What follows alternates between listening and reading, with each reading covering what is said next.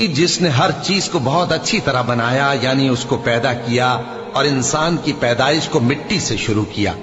फिर उसकी नस्ल एक किस्म के खुलासे से यानी हकीर पानी से बनाई, फिर उसको दुरुस्त किया, फिर उसमें अपनी तरफ से रूह फूंकी और तुम्हारे कान और आंखें और दिल बनाए, मगर तुम बहुत कम शुक्र करते हो। और कहने लगे कि जब हम जमीन में मलिया मेट हो जाएंगे तो क्या असर नौ पैदा होंगे।